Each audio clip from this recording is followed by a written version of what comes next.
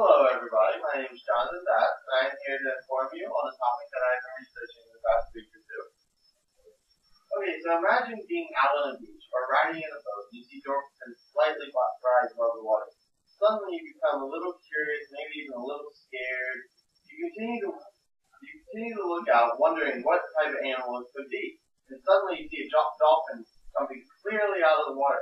All of a sudden that bit of fear that you may have had has vanished.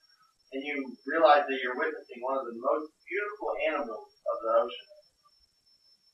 Like I said, I've been researching this for the past week or so I've learned a lot. I would really like to inform everybody on the appearance, the geographic location, the senses, and the behaviors of the dolphin.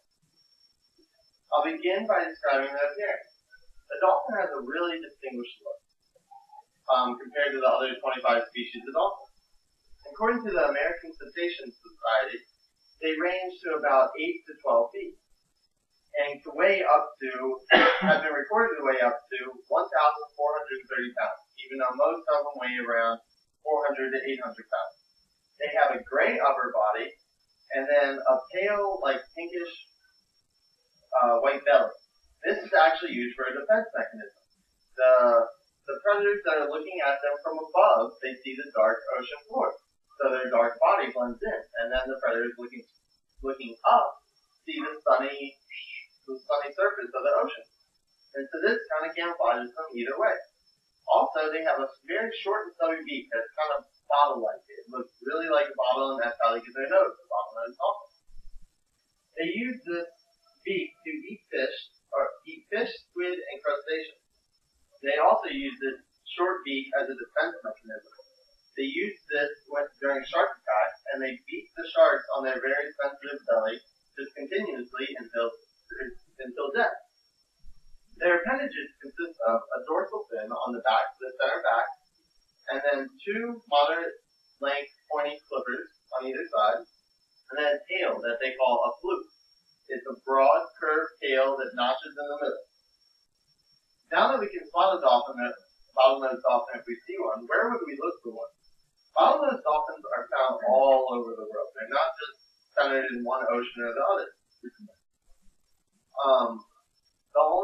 According to the American Cetacean Society, they're really only absent from waters that are 45 degrees or less, or waters that aren't connected to an ocean or anything. Most frequently, they are found in warm, shallow, tropical waters, though. In order to navigate through these waters that they occupy, they utilize many of their outstanding senses. Some of their senses include eyesight, hearing, echolocation, and communication. They have excellent eyesight when the water is clear. They have a certain feature that actually transitions their eyesight from an aerial view to a aquatic view. Without this feature, they would be very, very nearsighted in the air and not be able to see anything. But due to how frequent they're in dark and murky waters, they rarely ever use their excellent eyesight. But they have incredible hearing and echolocation that they use to navigate the waters. According to SeaWorld, dolphins can determine size, shape, speed, distance, and even some of the internal structures of the water.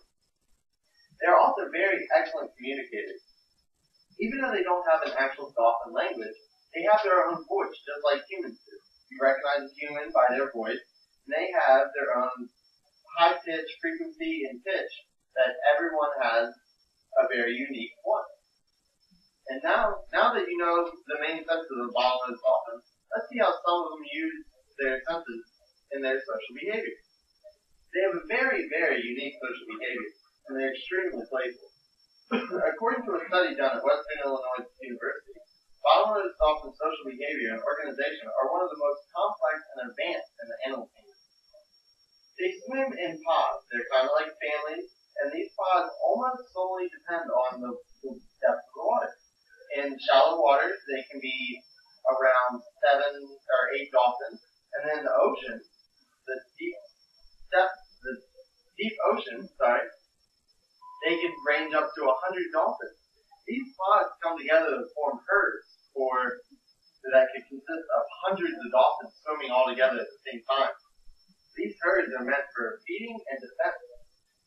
They also form very long-lasting relationships, just like humans do. They they're really, really close to their moms.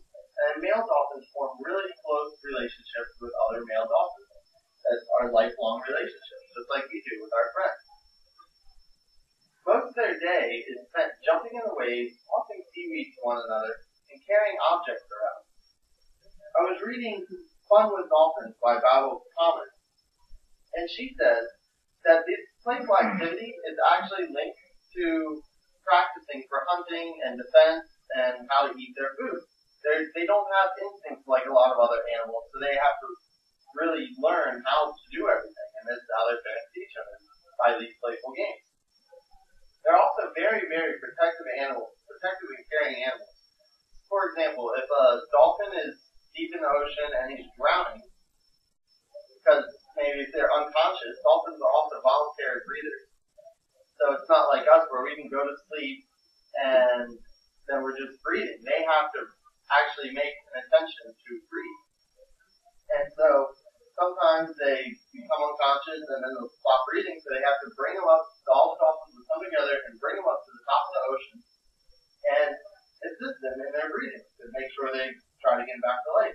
Not only are they very protective over other bottlenose dolphins, but they're protective of all the animals in the sea, especially more frequently at shark attacks. They really frown upon shark attacks, and all the other species of dolphins, they'll always come together and help them out, and they'll fight off the sharks all together as a team. So today I have informed you of the appearance, location, senses, and behaviors of the bottlenose dolphin. Now that you have heard all this, I hope you have a better understanding of their life, how it interacts with other species, and its extremely caring and intelligent personality. I hope that next time you are lying on the beach or riding in a boat and you spot a dorsal fin of a bottlenose dolphin, you will be able to classify it and be able to be more aware of what is actually going on under the surface.